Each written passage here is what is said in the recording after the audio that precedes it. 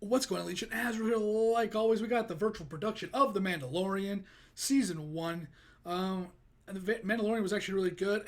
It's one of those things where I remember it, and it's like, when I watched it, it was epic because you wanted to know what's going to happen every episode, right? The next episode, the episode after that. And then, you think back, and you're like, it definitely had a lot of the same tropes that a lot of these shows had, where it was kind of taking place in some forest and stuff like that. Not a big, it had big sets and a big budget for the most part, I think, for some of it. But it's just one of those things where you're always going to want more, especially when it comes to the Star Wars universe. The Clone Wars, the animated series just came out with episode 1. I don't know if episode 2's out yet. And I haven't started that yet. I might wait till episode 2 so I can watch 2 episodes at once, because that's just what I like to do. 2 by 2 instead of 1 by 1. Just the craving. When you watch like 2 hours or an hour of a show that's supposed to, instead of just the one episode, it gives you that good, I got enough and I can wait, for the next week or the next 2 weeks. Maybe like do 2, then 1, then 2. Who knows? But you always want more. And I think this is definitely a show that when you think back, you're like, man, it always could have been bigger or better, and I wish it kind of would have been. But it was still good, and I still enjoyed it, and I think they're making a season 2. I'm not completely sure. But with that, let's just get into it, check it out, see what it's all about. Let's hope it's good.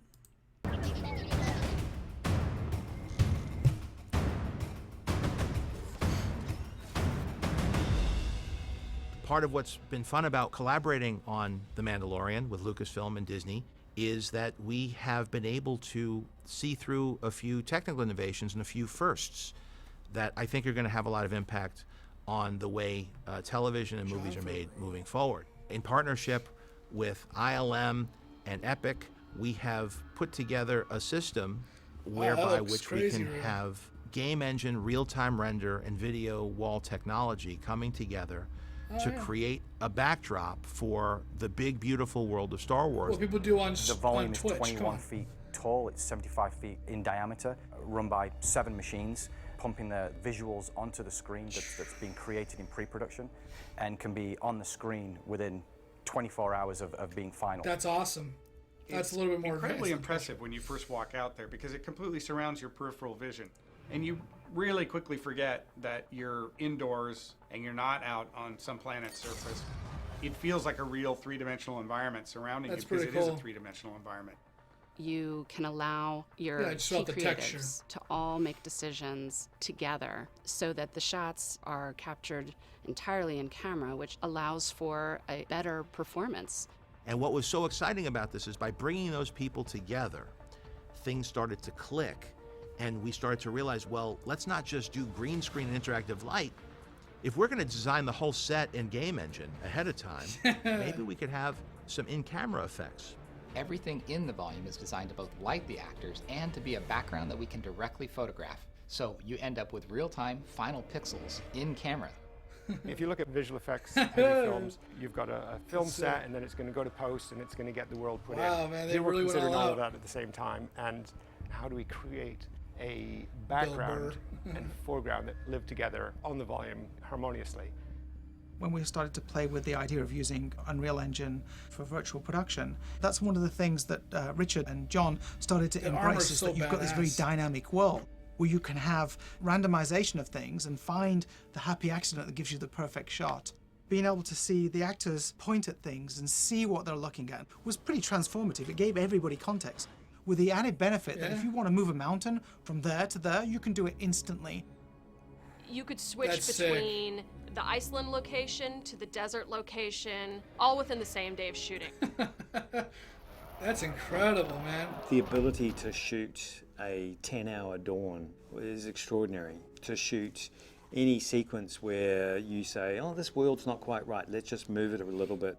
An extraordinary number of benefits in it. Just on a pause, imagine this technology in the Lord of the Rings, right? It was really cool on what they did, of course, for the movies, on location and stuff like that. It gave it its real world, but it also gives it a very kind of theater feel to it, right? Kind of, a Renaissance festival kind of feel.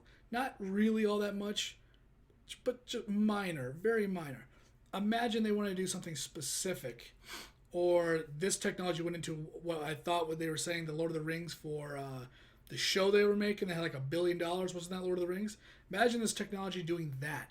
And you didn't have to fly around the world to do all that stuff. You just had it here. That would be incredible. Because Lord of the Rings is huge. Like the project. And imagine creating something that was just that crazy. But doing like reshoots or specific scenes, you know, with Smeagol or something like that in some gray environment. And instead of trying to have the camera augmented with a filter, you could just do it in something like this. So you could have that specific scene with Casello or whatever his name was. You know, you could have him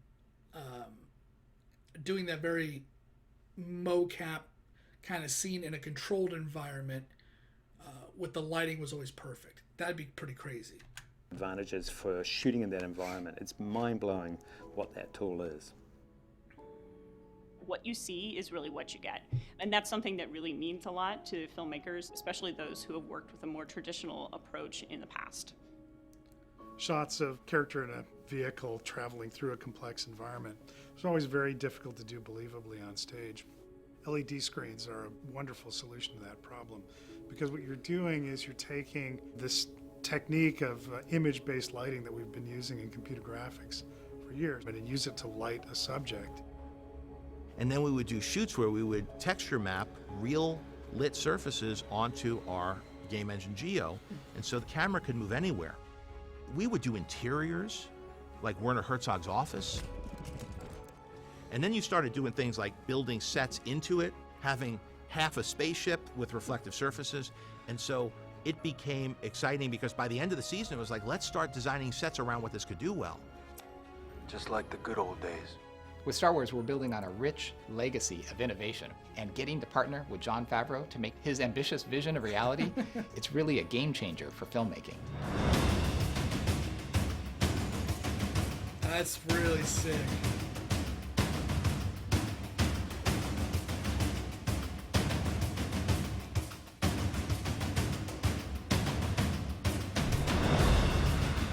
Oh, dude, that's so badass. Oh. Imagine if they would have allowed... Can you imagine what John could have done with this technology if they would have let him film the other Iron Man movies instead of the trash dumpster fires that we got for like 2 and 3 or whatever? 3 was like entertaining. I liked it for an entertainment standpoint. I hated 3. But man, can you imagine what he could have done with this technology? Making those movies just better. Dude. And like Iron Man 1 was really good. But yeah, like the technology is really cool, and it's insane to see what they're doing, and it makes me excited to come up with all the stuff that I love, Star Wars or whatever, Lord of the Rings even, with technology that makes it just look so much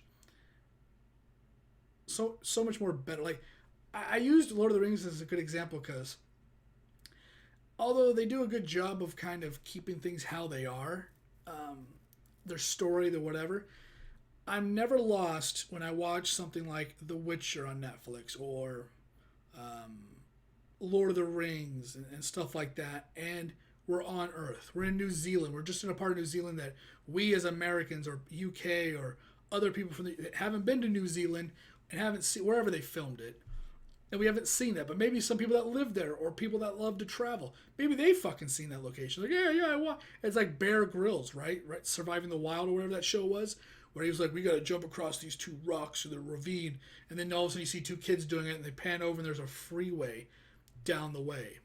You know what I mean? Like, it's cool, but it's still a place that most likely somebody's been.